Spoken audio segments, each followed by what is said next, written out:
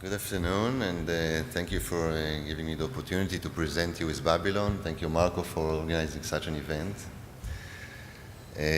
So our story starts 1,000 years ago with the Tower of Babel.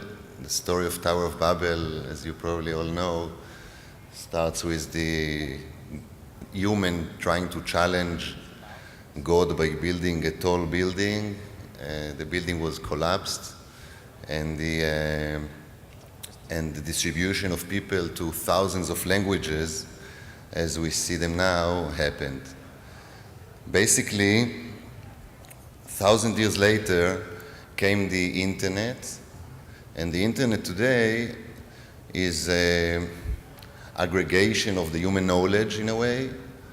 The internet today include most of the world knowledge, most of the world communication today. However, there is one strong barrier, which is languages.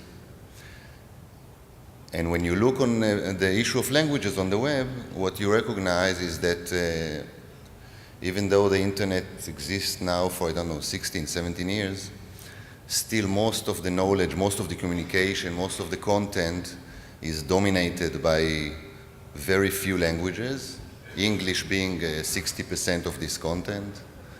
The rest is really 4 or 5 languages. And if you look on the example of China in this slide, you can see that Chinese is less than 2% of the content of the web. However, people that are using internet, many of them are Chinese speakers. In this place, basically, comes Babylon. Babylon was founded 14 years ago in Israel. It's a 160 people company. We are publicly traded in the Tel Aviv Stock Exchange. Highly profitable, fast growing.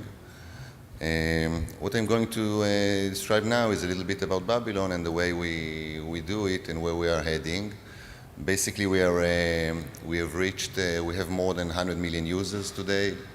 We are providing translation, language solutions to in more than 75 languages. We are answering more than 100 million translation requests a day. We are acting in basically all countries in the world. It's more than 200 territories. We are growing in a run rate of more than 500,000 downloads a day. If you look on our website, you'll basically see that we have reached lately, we are among the top 60 websites in the world. And if you take into account in the first 60, there are a lot of places that are booked for Google, Facebook, YouTube in the different countries. So the actual number is even higher. We are serving today more than 14 million unique visitors to our websites every day. And the way is basically, and here comes basically the story and the turnaround that the company went through the last few years. Our story is around the long tail of countries. I mean, if you look here on the breakdown of our activity, you can see that we're really everywhere. The strongest country for us is Brazil, representing some 15% of our traffic and activity. Second to it comes Spain, France, and all other countries.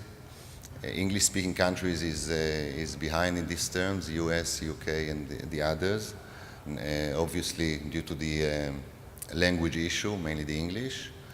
And the story behind it is really the issue of the business model, and here I'll put a little bit more focus. Basically, companies such as Babylon, and I guess it's not only unique to Babylon, the buying power of media, the expansion, has to do mostly with the user value, has to do mainly with our capability to make money in these places that have a problem with payment methods. Making money in places where payment methods did not penetrate as of yet. However, these people are exactly these people that have the need for translation and language solutions.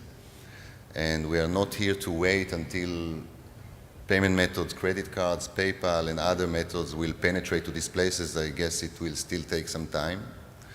And basically what we did, we applied a business model that is today diverse between the e-commerce side and the advertisement side. And looking on the advertisement as an alternative payment method. For us, enabling a user in some African country to enjoy Babylon without being able to pay for it, an alternative payment method for us is to offer him to enjoy the service in exchange for being exposed to contextual ads this way or another, mainly through search. And this way, in a way, he's paying us for the service, and we can continue expanding these markets. The right mix between e-commerce and advertisement brought us to a position where we are very attractive in terms of our user value in most of these countries, make us a very attractive partner to companies that have tremendous traffic in specific places and are looking for ways to monetize it. Since languages and dictionaries and translation is a common need in all of these places, it is very attractive to bundle Babylon and to distribute Babylon through portals, through other software download sites, through other solutions. And at the end of the day, increasing the user value for the partner, for the other software vendor, for the other portal. And also for the portals themselves, since we have so much traffic, we are attractive partner for local portals that are interested to capture a higher market share in their market. And since we exist on so many desktops and we are being used by so many users, we have the capability to bring nice success to local portals that are partnering with us under a win-win situation. The graph that you see right now is basically illustrating what I've just described, the change, the move from a software vendor selling software subscription to a company that is mixing the revenues between the e-commerce side and the advertisement side. What you see here basically is a company that Babylon that back at 2007 made all its revenues from selling of software, where at that time, if you divide the number of users by the amount of dollars, you get to 67 cents in average user value. Of course, you know, it's big differences between countries, but if you take it as a whole, you get to 67 cents. You look on this graph, 2010, you see much higher number against anything that, you know, we all learn in economical, when we learn economy in university.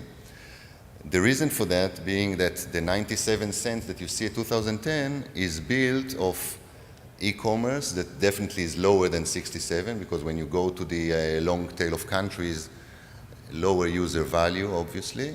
However, the mix of advertisement together with e-commerce bring higher user value. Higher user value means easier distribution, easier penetration, and therefore the graph that you saw initially with us becoming in the top 50 websites worldwide. I invite all of you to contact us in case you are interested in either traffic or monetization to your traffic. And thank you very much for having me here.